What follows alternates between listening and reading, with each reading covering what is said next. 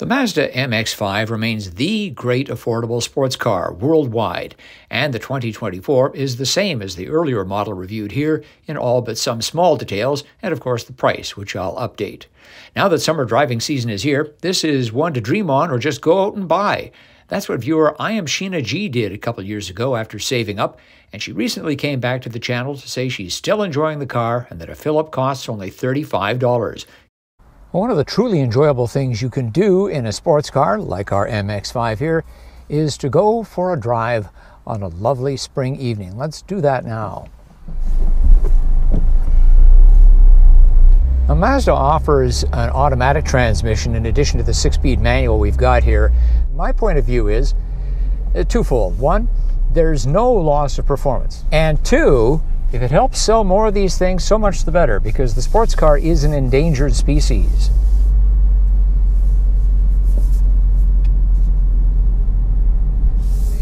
The ride is jittery, particularly compared to its predecessor, the NC, which was a heavier vehicle. But that's what you sign on for. And I found that after a number of days of driving this generation of the MX-5, that you definitely get used to it. The seats are lovely. They just get right in there and hold you. Not many adjustments to the seats. They don't really need them. It's got a lot of suspension travel. That means a fair bit of lean in the corners, but that does not detract from the handling. And as a bonus, it gives you better bump absorption, if you will. All right, let's pull up onto an on-ramp and just show you how well it sticks to the road. Nothing too adventurous, third gear, but we're going to fling it around this turn and accelerate. And it just sticks. In 2019, they upped the horsepower to 181. Torque was up a little bit to 151. But from my experience in driving the previous model, the NC, this just has a lot more pull from lower revs. In other words, you can lug it a bit, even though it's a 4. You couldn't do that with previous MX-5s. They really needed to be rode around a lot and kept at a higher rev range. And one of the cool things about this 50-50 weight distribution and those fairly small 205 series tires is if you have to back off in a corner like this, again, no drama. The tail end comes out a little bit, like just moves a little bit. I don't mean like it snaps. And that's a very confidence-inspiring feeling. Also, it's just plain fun. The car rotates a bit. Let's do it again.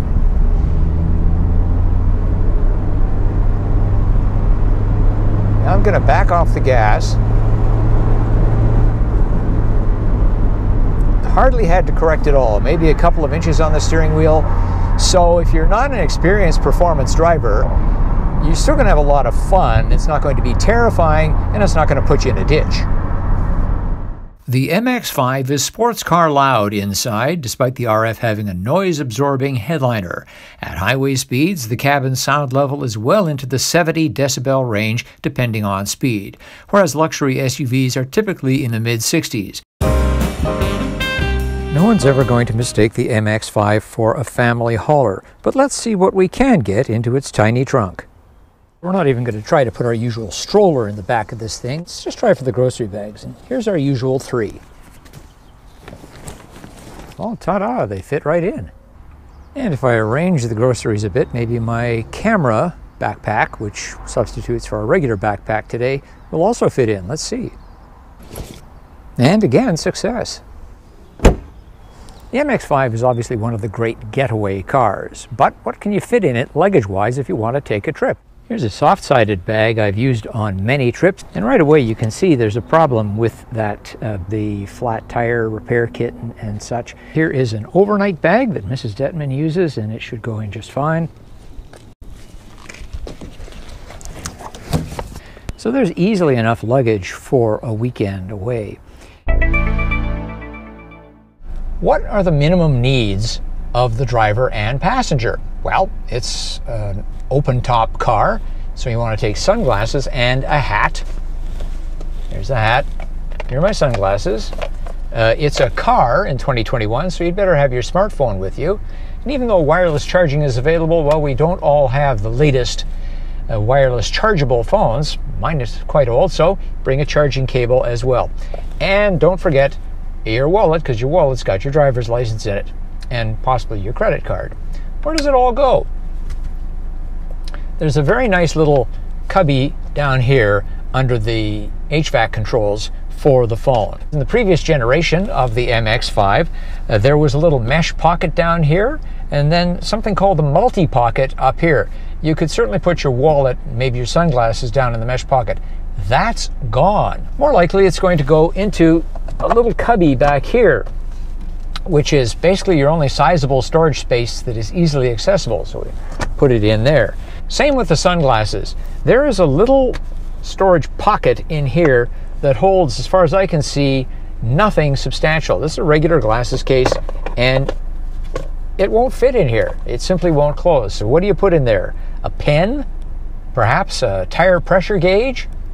Not much can go in that little space.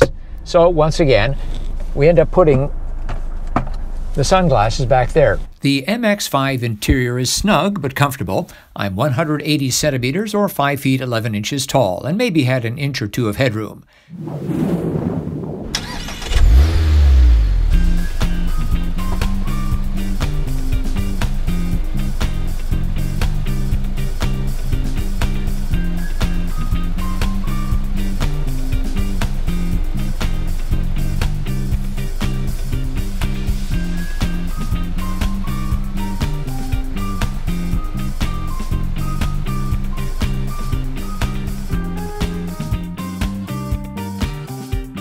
So who is this car for?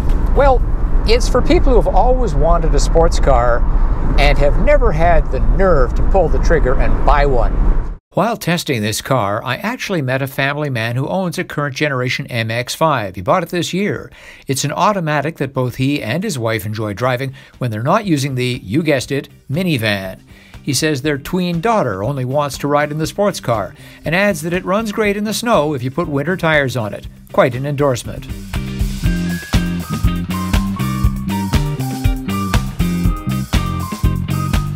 My verdict is that the MX-5 RF is preferable to the soft top shown here, despite having terrible rear quarter visibility. It's quieter, sleeker, and more secure. Definitely a break from the usual around here, and it's been really enjoyable. What do you think? Leave a comment. Thanks for subscribing, and thanks for watching. I'm Richard Detman. See you next time on Family Wheels.